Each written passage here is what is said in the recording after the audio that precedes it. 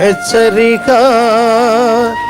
దైవజనుని హెచ్చరిక. వెలుగు అంటే ఇష్టమా కష్టమా అని అడుగుతున్నానండి. నిజమా? యోహాను సువార్త 3వ అధ్యాయము 19వ వచనం. ఆ తీర్పు ఇదే: వెలుగు లోకములోనికి వచ్చెను గాని తమ క్రియలు చెడ్డవైనందున మనుషులు వెలుగును ప్రేమింపక. వెలుగు మంచిదే, కానీ వెలుగు వచ్చింది లోకంలోనికి. యేసుప్రభు లోకంలోనికి వచ్చాడు.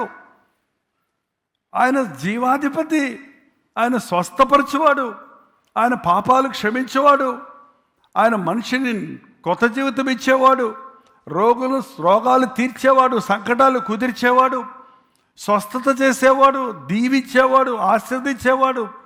ఆయన ఈ లోకంలోనికి వచ్చాడు. కానీ మనుష్యులు వెలుగును ప్రేమింపక వ్యభిచారాన్ని ప్రేమించారు. వ్యభిచారికి లైట్ ఇష్టం ఉండదంట. వ్యభిచారి ఎప్పుడు పొద్దు కుంకుద్దా అని ముసుకేసుకొని తిరుగుతుంటుందట. దొంగ ఎప్పుడు చీకట పడద్దా అని పగలంతా నిద్రపోయి రాత్రి మేలుకొని చీకటి పనులు చేయడానికి తిరుగుతుంటాడంట. పాపములో ఉన్న వారికి వెలుగంటే ఇష్టం ఉండదు. ఎందుకు? చూడండి, అక్కడే ఉంది. దుష్కార్యములు చేయు ప్రతివాడు వెలుగును ద్వేషించును, తన క్రియలు దుష్క్రియలుగా కనపడకుండానట్లు వెలుగునద్దకు. నా బతుకు బయటపడద్ది ప్రభు దగ్గరకు వస్తే. చాలామంది మన ఇళ్లలో ఉన్నవారు చెప్తుంటారండి, మా ఆయన రారండి మీటింగ్కి, ఎంత పిలిచినా ఒక్కసారి కూర్చొని వెళ్ళండి అంటే రారండి అని ఒక ఆమె అంటుంటే, అమ్మ తాగుతాడా ఆయన అని అడిగాను. మీకెవరు చెప్పారు పాస్టర్ గారు అంటున్నారు. నువ్వే చెప్తున్నావు కదమ్మా, రారంటున్నావు కదా. ఆయన పాపాన్ని ప్రేమించేవాడైతే రాలేడు. ఏంటంటే తప్పైన సంబంధాలు కలిగిన వారు దేవుని మందిరానికి రాలేరు. మందిరంలోనికి వచ్చినా, ఎవరో బలవంతం మీద వచ్చినా చెవులు కళ్ళు నోరు మూసుకొని కూర్చొని పోతారంటే గుదిబండల్లాగా. తమ క్రియలు దుష్క్రియలుగా కనబడకుండానట్లు వెలుగునంతకో రారు. సత్యవర్తనుడైతే తన క్రియలు దేవుని మూలముగా చేయబడి ఉన్నవి అని ప్రత్యక్షపరచబడినట్లు వెలుగునొద్దకు వచ్చును. ఈ రోజున దేవుడు మనలందరినీ వెలిగించాలని ఆశపడుతున్నాడు. నీ మనస్సాక్షి చురుగ్గా లేదంటే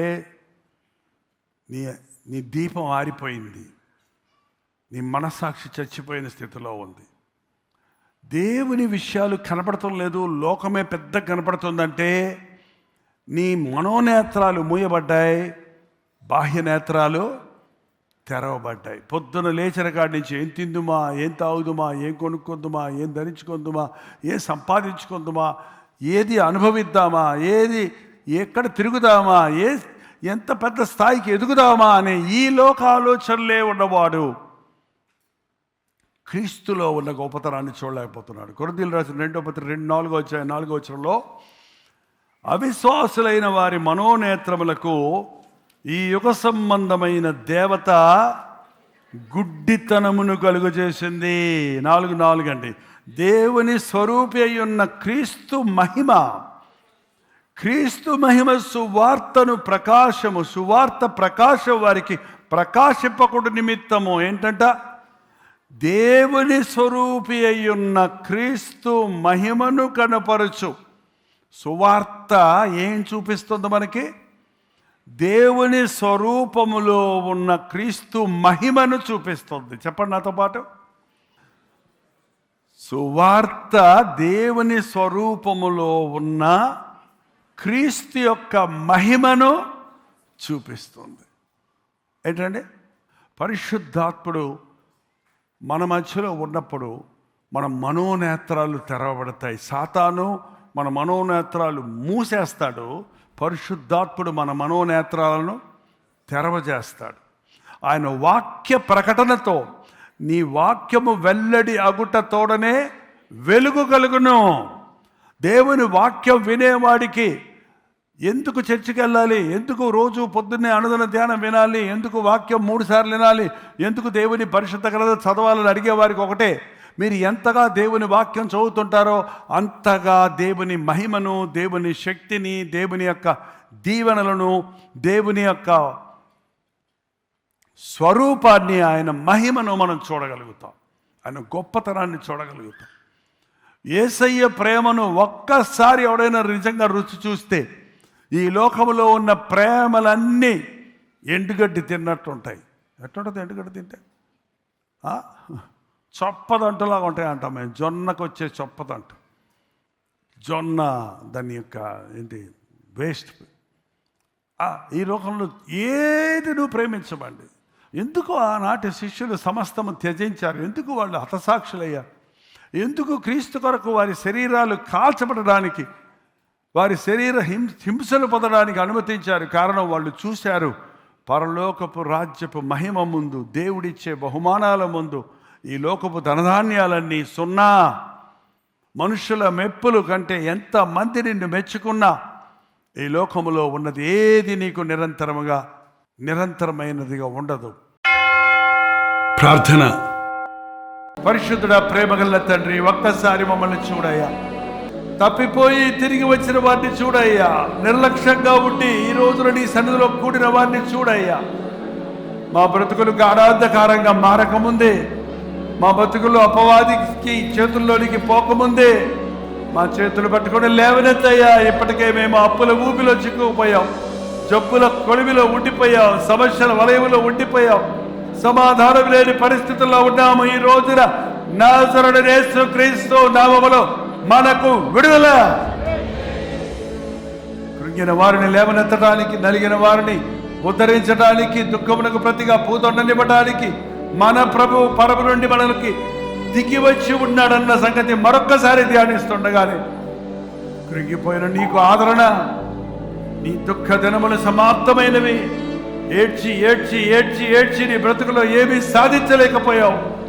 ఒక్క క్షణములో యేసయ్య దీవిస్తే నీవు దీవించబడతావు. ఆయన ఆశీర్వదిస్తే అది ఎన్నటన్నిటికీ ఆశీర్వాదం. నాకు ఆశీర్వాదం కావాలయ్యా, నాకు వెలుగు కావాలయ్యా. నీ ముందు నిలబడుతున్నానయ్యా. నా తప్పులు తప్పులుగా కనబడ్డా, నా పాపాన్ని నేను ఒప్పుకుంటున్నానయ్యా. నా పాపాన్ని కప్పుకోనయ్యా, ఒప్పుకుంటున్నానయ్యా. లోపాలు ఉన్నాయ్యా, నాలో బలహీనతలు ఉన్నాయ్యా. ఈ రోజు నుంచి నాకు వీటి మీద విడుదల దయచేయ్యా అని ఎవరెవరు నీ సన్నిధిలో మొక్కుతున్నారో, మొరపెట్టుకుంటున్నారు, మరొక్కొక్కరికి విడుదల దయచేయనా. ప్రతి విధమైన సాతాను పాతకమును నజరేయుడైన యేసుక్రీస్తు నామములో విడుదల చేయించున్నాము తండ్రి. నీ పరిశుద్ధాత్మను మా మీద కొమ్మరించము నాయన. ఈ ఆరాధన ముగిసిన పరిశుద్ధాత్మని కార్యం మా హృదయాలలో కొనసాగినట్లుగా సహాయం ఇచ్చాడు.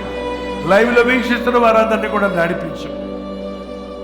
క్రీస్తు నామములో అడుగుచున్నాను తండ్రి, ఆమేన్.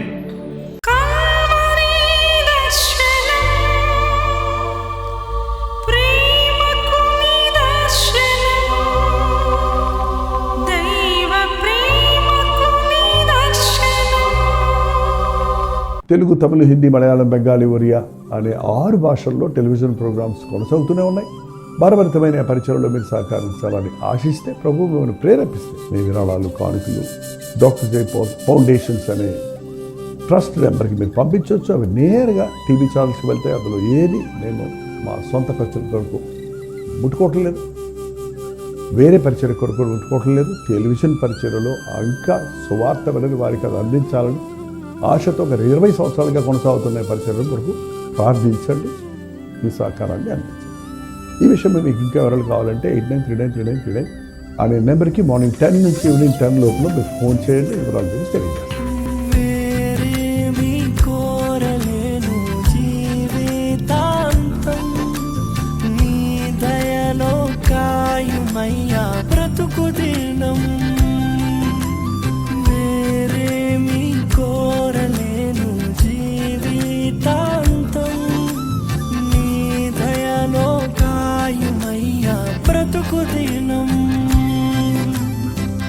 నీలాంటి దైవం ఎవరు విశ్వమునలేనే లేరు. నీ